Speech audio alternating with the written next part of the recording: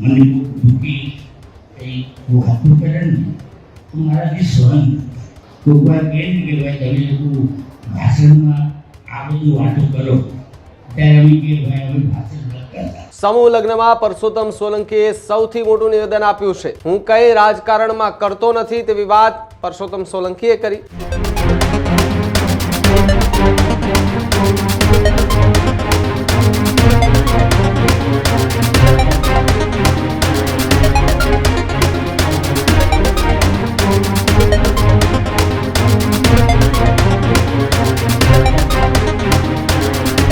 તરફ સમાચારો આગળ વાત બગદાણાના વિવાદની કરીએ તો બગદાણાના વિવાદ બાદ પરસોત્તમ સોલંકીનું ફરી એકવાર સૌથી મોટું નિવેદન જે છે તે સામે આવી રહ્યું છે. સમૂહ લગ્નમાં પરસોત્તમ સોલંકીએ સૌથી મોટું નિવેદન આપ્યું છે. પરસોત્તમ સોલંકી અને હીરા સોલંકી સાથે સ્ટેજ પર હાજર રહ્યા હતા. સમાજના લોકોને ગીત ગાઈને સંદેશો પણ આપ્યો છે. હું કઈ રાજકારણમાં કરતો નથી તેવી વાત પરસોત્તમ સોલંકીએ કરી. મારું હૃદય ખૂબ બોળું છે. કોઈ ખોટું કરે તો મારાથી જોઈ શકાતું નથી. અમે ભાષણ નથી કરતા, કરીને બતાવીએ છીએ. આ પ્રકારની વાત જે છે તે પરસોત્તમ સોલંકીએ કરી છે. અગાઉ પણ આપણે જોયું છે કે જે ધોકાવાળા નિવેદનો હીરા સોલંકી, પરસોત્તમ સોલંકી અને હીરા સોલંકીના પુત્રો દ્વારા જે આપવામાં આવ્યું હતું તે બાદ અલગ અલગ જગ્યાએ અલગ અલગ ચર્ચાઓ જે છે તે જોવા મળી રહી હતી. એની વચ્ચે ફરી એકવાર પરસોત્તમ સોલંકી કે જે કોળી સમાજના સમલગ્ન કાર્યક્રમમાં એ ઉપસ્થિત રહ્યા હતા, હીરા સોલંકી ઉપસ્થિત રહ્યા હતા, કોળી સમાજના આગેવાનો જે છે તે ઉપસ્થિત રહ્યા હતા.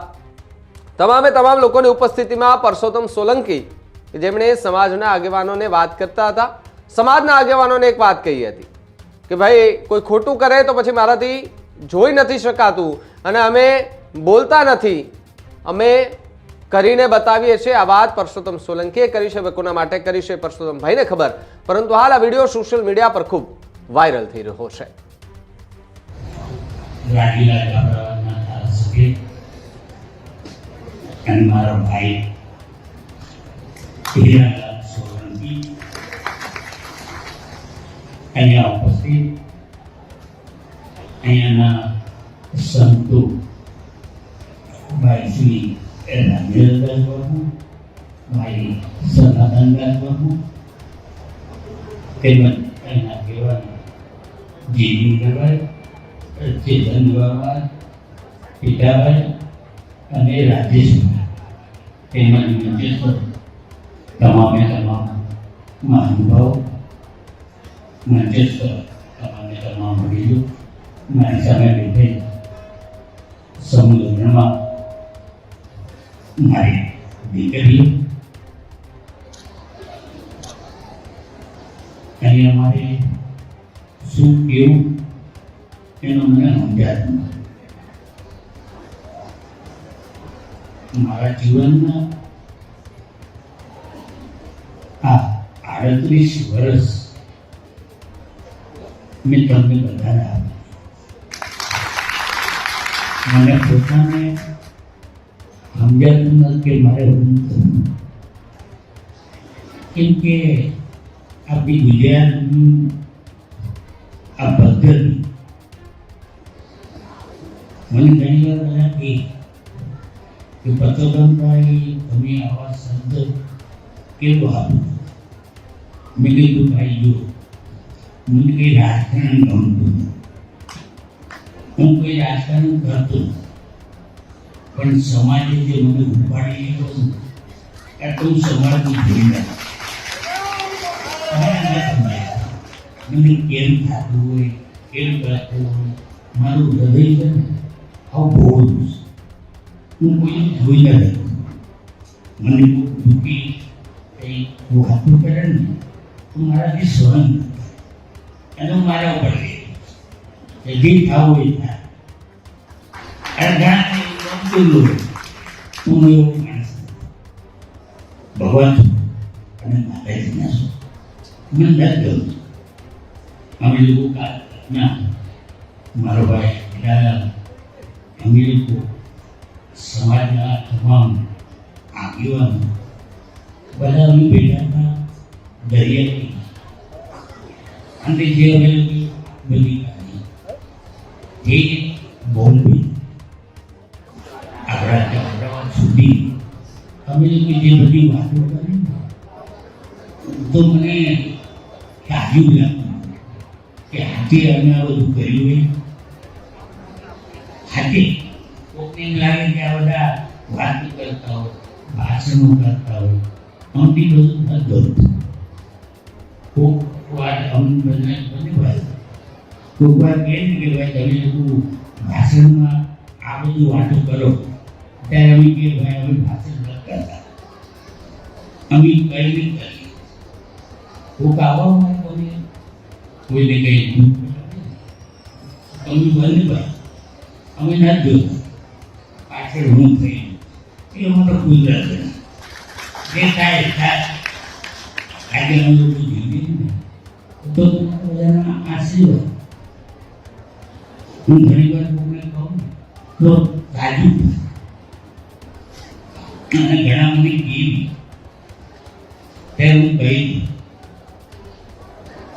કે માનવી પાસે કોઈ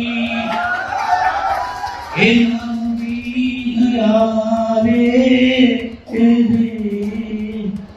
એ તારા દિવસો એ ભાઈ દુખિયા આવે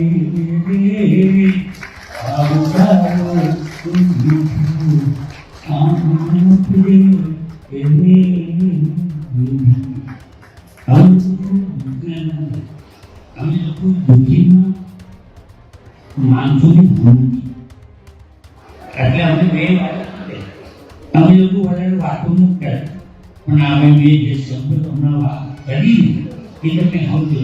અમે હું કહેવા ઘણા જે અમે જે એને કહેવું નથી પડતું પણ નથી સમજતા તો હમણાં તમે બધા બેઠા ને આ બધાની બીચમાં કહો કે અમે લોકો કોઈ ભાગ્યશાળી નથી પણ અમે લોકો તમારા સેવક.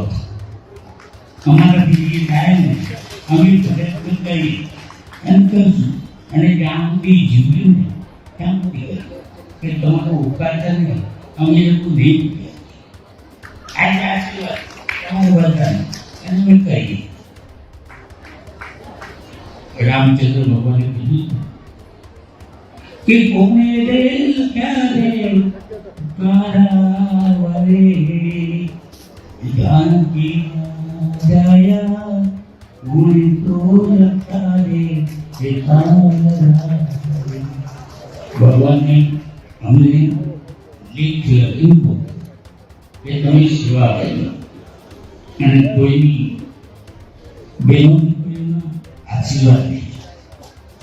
આજે અમે સંબોધન કર્યું તો હું બહેનો દીકરીઓને કે તમે જ્યારે સસુરાલ જાઓ તો એના પિતાને મા બાપ સમજો અને ગમે તે સેવા કરો તમારા પતિ સાથે રહેજો અને કોઈને એવા દુઃખ લાગે એવા કોઈ એ વર્તન નહીં કરતા અને તમે હંમેશા સુધી એવી અમારા બધી ભાઈઓ તરફથી અને સંતો બેઠા એમના તરફથી તમને ખૂબ ખૂબ આશીર્વાદ, ખૂબ આગળ વધો એ ભગવાન અને માતાજી અમે પ્રાર્થના કરીએ છીએ.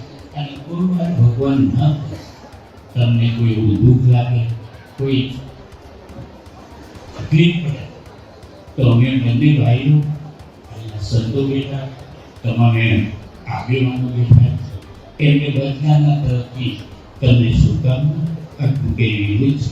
ભારત માતા કી જય. બધાને મારા શુભકામના. Thank you.